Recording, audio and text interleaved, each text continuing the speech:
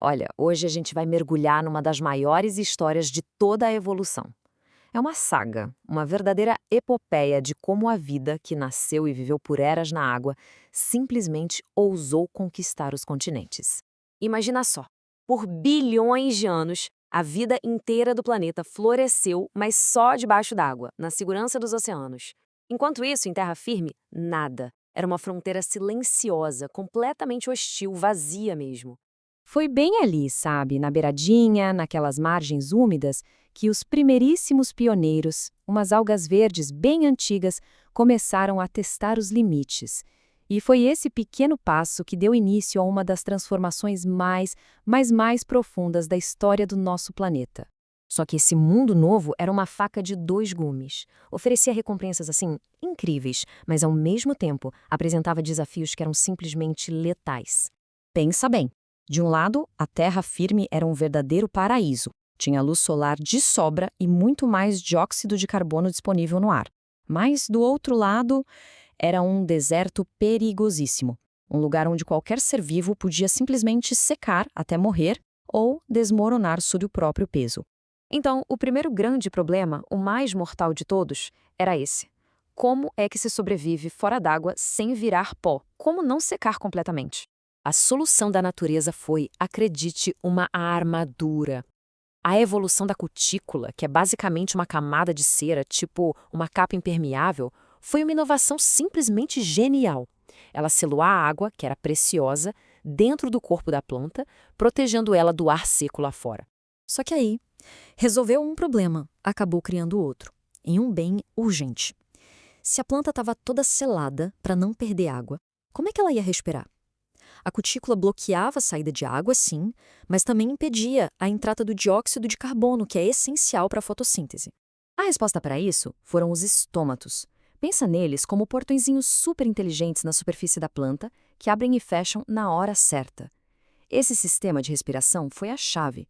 Ele permitiu que as plantas pegassem o CO2 do ar para fazer fotossíntese, mas ao mesmo tempo controlando com uma precisão incrível quanta água ia embora pela transpiração. Ok, então a proteção contra o ar seco estava resolvida. Mas a vida em terra tinha outro grande inimigo esperando: a gravidade. As primeiras plantas que se aventuraram em terra, que a gente chama de briófitas, tipo os musgos, não tinham, bem, um encanamento interno. E sem o sistema para levar água e nutrientes para cima, o crescimento delas era super limitado. É por isso que elas ficavam sempre pequenininhas, sabe? Formando aqueles tapetes verdes e úmidos, bem agarradinhas no chão. Elas ficavam presas ali, incapazes de crescer para cima, para longe da sua fonte de água. Até que veio a grande revolução que mudou tudo. Os tecidos vasculares, o xilema e o floema. Pensa nisso como uma superestrada interna.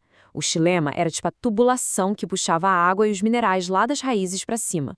E o floema distribuía a comida, os açúcares que as folhas produziam. Mas não era só transporte, não. Esse sistema também funcionava como o esqueleto, dando sustentação para a planta. E o segredo para essa força toda tinha um nome: lignina. É um polímero quase milagroso que endureceu as paredes do xilema. Esse processo, a lignificação, deu uma rigidez impressionante para as plantas.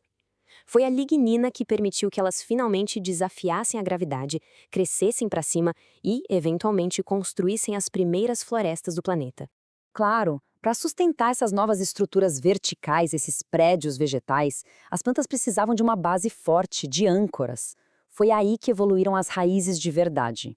Elas não só fixavam a planta com firmeza no chão contra o vento e a gravidade, mas também se tornaram as especialistas em sugar água e nutrientes do solo. Olha só que incrível! Com todas essas inovações, as plantas não estavam mais só sobrevivendo em terra firme. Elas estavam prontas para dominar, prontas para transformar o planeta por completo.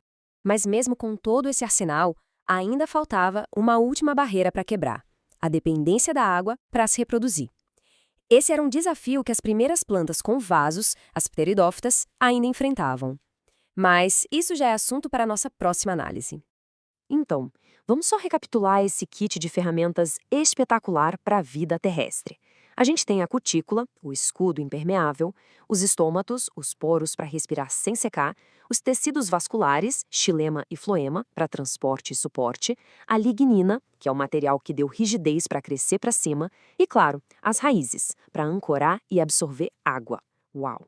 Essas adaptações, gente, não serviram só para as plantas sobreviverem. Elas literalmente remodelaram o planeta. Transformaram um mundo de rocha e poeira num mundo verde e vivo. É por isso que hoje, cada floresta, cada campo, cada folhinha que a gente vê, tudo isso é o legado dessa jornada incrível. E é exatamente como a nossa fonte aqui destaca, o surgimento desses vasos condutores foi o grande salto evolutivo. Foi isso que de fato promoveu a conquista do ambiente terrestre e abriu as portas para toda a complexidade dos ecossistemas que a gente vê hoje. E aí, fica a reflexão. Qual dessas adaptações foi a mais revolucionária? A cutícula, que foi a primeira armadura? Ou foi o sistema vascular que permitiu que as plantas crescessem e se tornassem gigantes? Comenta aí o que vocês acham. E claro, se curtiram essa epopeia evolutiva, não esquece de deixar o like e se inscrever no canal Enciclopédia Universo Incrível para não perder o que aconteceu depois. No próximo, a gente mergulha de cabeça no mundo das pteridófitas, as pioneiras que usaram esses sistemas vasculares para se erguer sobre a Terra.